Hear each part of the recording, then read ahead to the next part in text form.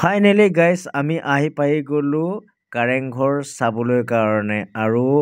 কাৰেংঘৰ কোনে বনাইছিল আপোনালোকক ক'ম গৈ আছোঁ ব'লক চাওঁগৈ টিকেটটো প্ৰথমতে কাটি লওঁ কাটি লৈ ইয়াত টিকেট 20 টকা কৈছে 20 টকা বোলে আৰু টিকেটটো কাটি লওঁ আৰু মই টিকেটটো কাটি ল'লোঁ 20 টকা ল'লে আৰু আমি এতিয়া ভিতৰলৈ চাবলৈ যাম কাৰেংঘৰ আৰু আপুনি যদি শিৱসাগৰলৈ আহে আৰু 13 কিলোমিটাৰ দূৰতেই গড়গাঁৱত অৱস্থিত কাৰেংঘৰ চাবলৈ নাপাহৰিব আৰু আহোম স্বৰ্গদেউ ৰজা ৰাজেশ্বৰ সিংহৰ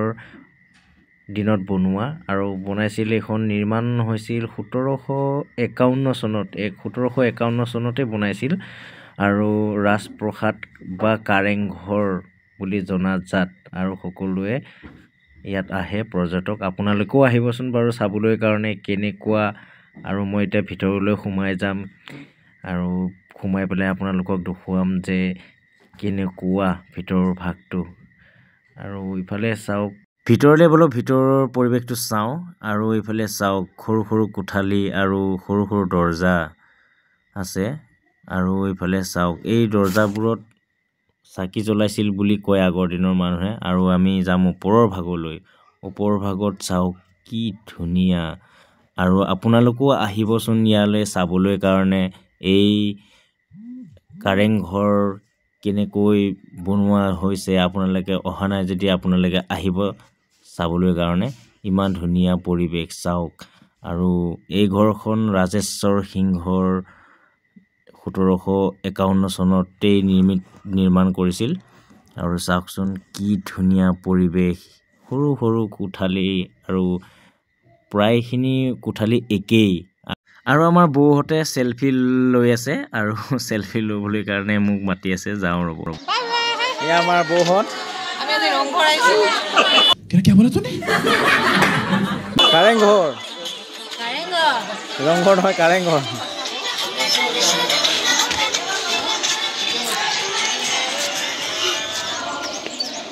সবে ফটো উঠাত ব্যস্ত হৈ আছে আৰু ইয়াৰ ওপৰ ভাগত যাম আৰু মই 3 নম্বৰ ফ্ল'ৰত যাম আৰু 3 নম্বৰ ফ্ল'ৰটো আপোনাক দেখুৱাম আৰু এই বিল্ডিংখন বনাওঁতে শামুক চূণ হাঁহ কণী আৰু বৰা চাউল আৰু শিলিখা আৰু বেলৰ আঠা ইমান হেভি আছিল মানে কেনেকৈ বনাইছিল আচৰিত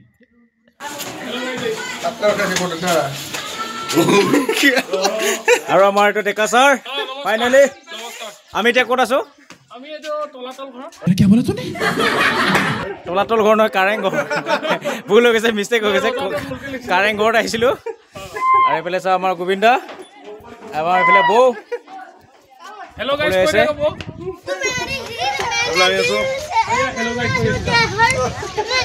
কেনেকুৱা লাগিছে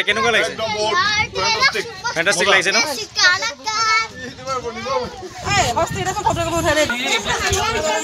আৰু ইমান মজবুত হৈ আছে এতিয়াও 600 বছৰ হৈছে যদিও চাওকচোন বাৰু সকলোৱে সেলফি উঠাত ব্যস্ত হৈ আছে দেই আৰু ওপৰ ভাগলৈও ইমান ধুনীয়া হৈ আছে আৰু মই ভিতৰলৈ সোমাই যাওঁ ব'লক এবাৰ ভিতৰলৈ চাওঁগৈচোন ৰাজমহলৰ ভিতৰত সোমাই যাওঁ ব'লকচোন চাওঁ আৰু ৰাজমহলৰ ভিতৰত সোমাই দেখিছোঁ চিলিংখন চাওকচোন কি ধুনীয়া ব'লক এবাৰ তললৈ যাওঁ আৰু চিৰিবোৰ এনেকুৱাকৈ বনাইছে একে পূৰা থিয় চিৰি আৰু ওপৰত হেৰিটো ডিজাইনটো দি দিছে বাৰু অকণমান কি ধুনীয়া ডিজাইন দিছে ৱাও এবাৰ তললৈ যাওঁ ব'লকচোন আৰু তল পালোহি আমি এতিয়া বৰ্তমান আৰু ইফালে চাওক এইটো ডিজাইনটো অলপমান বেলেগ ধৰণৰ দিছে আৰু আকৌ ভিতৰত সোমাব লাগে চাওকচোন কেনেকুৱা এইফালে চাওক আমি এতিয়া তলত যাওঁ ব'লক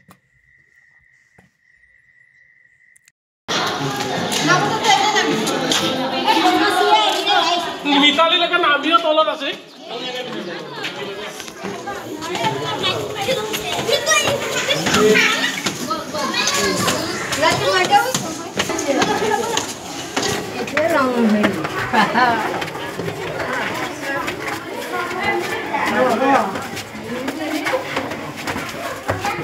আজি ৰঙা পহুনীয়া একোৰেই নাই তুলনা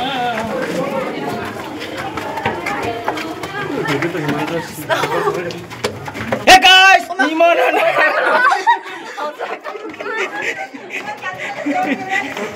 অলপ লাহে লাহে ইমান আন্ধাৰ Hey guys, ইমান আন্ধাৰ কাৰেংঘৰৰ ভিতৰত গৈছোঁ সোমাই আহিলোঁ এয়াই আছিল আহোম স্বৰ্গদেউ ৰাজেশ্বৰ সিংহৰ কাৰেংঘৰ